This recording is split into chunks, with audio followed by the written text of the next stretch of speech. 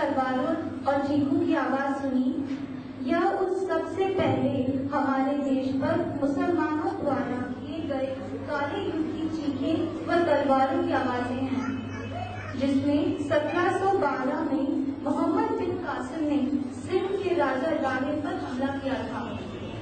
कासिम के सैनिकों की संख्या 6000 थी।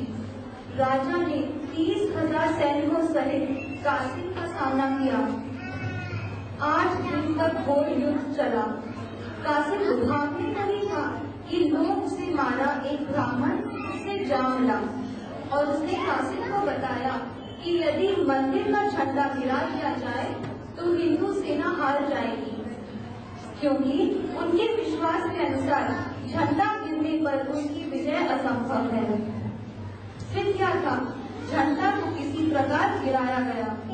झंडा के गिरते ही समस्त सेना भागने लगी। राजा राहिब घायल होकर गिर गए।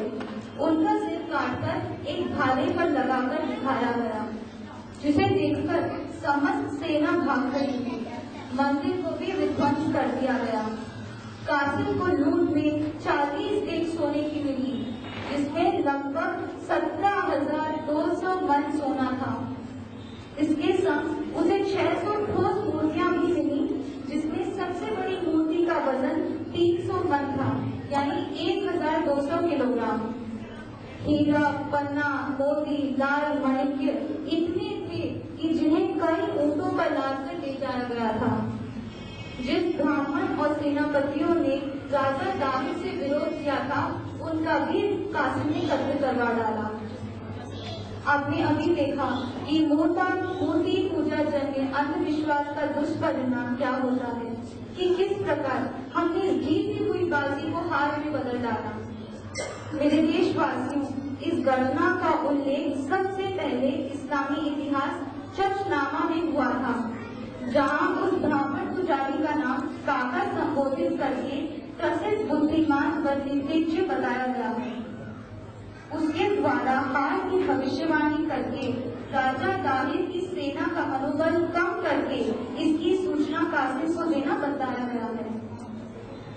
इस युद्ध की पराधीनता के बाद लगभग 1400 वर्ष व्यतीत होने पर हमारे बंधन अब कहीं जाके ढीले हो पाए हैं, और वो भी कब, जब मुसलमानों द्वारा यह देश खंड खंड हो चुका है।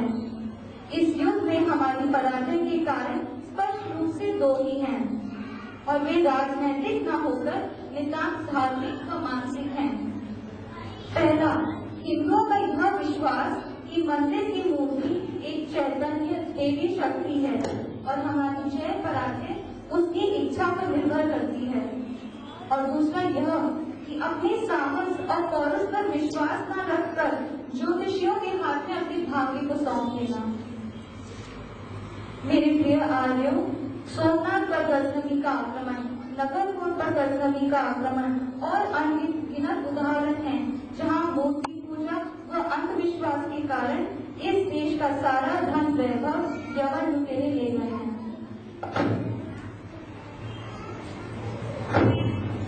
आदरणीय राजी, मैं आपसे प्रार्थना करती हूँ कि आप मेरे व अन्य जिज्ञासुओं के अधिकार हेतु कुछ प्रश्नों का उत्तर दें। आप निसंकोच प्रश्न करें। ईश्वर एक है या अनेक? ईश्वर एक है। ईश्वर कौन है?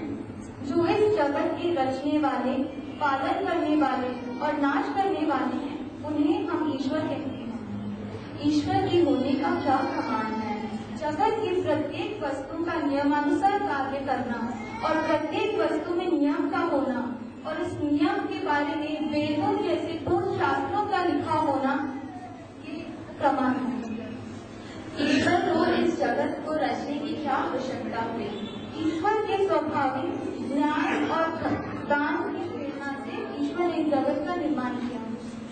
न्याय और दया तो किसी दूसरे पे की जाती है, तो क्या ईश्वर के अतिरिक्त इस संसार के निर्माण से पहले और भी कोई वस्तु थी? 3 वस्तुएं अनादि कहलाती हैं: ईश्वर, जीव व प्रकृति। क्या जगत से जीव और प्रकृति अलग है?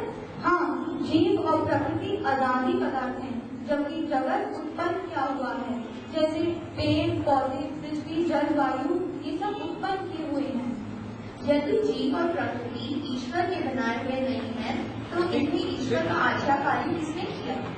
परमेश्वर अपने सर्वोत्तम गुण, आनंद और सर्वज्ञता के कारण अनादि से ही इन दोनों पे राज्य करके आए हैं।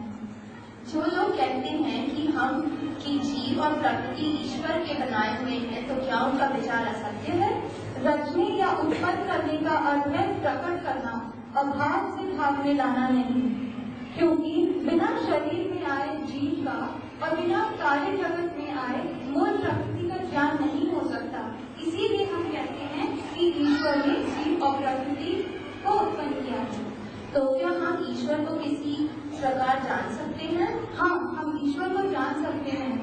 जैसे नेत्र के सुरमे को का ज्ञान के लिए हमें बाहर के दर्पण की आवश्यकता होती है, ऐसे ही ईश्वर को जानने के लिए हमें आंतरिक दर्पण की जरूरत है और उसका नाम है मन। मन तो हर मनुष्य में होता है, तो हर मनुष्य को ईश्वर दृष्टिगोचर क्यों नहीं होते हैं? यदि शीशे और नेत्र के बीच में प्रकाश ना हो या कोई आवरण हो, तो सुरमे के होते हुए भी हमें सुरमे का ज्ञान नहीं होता है।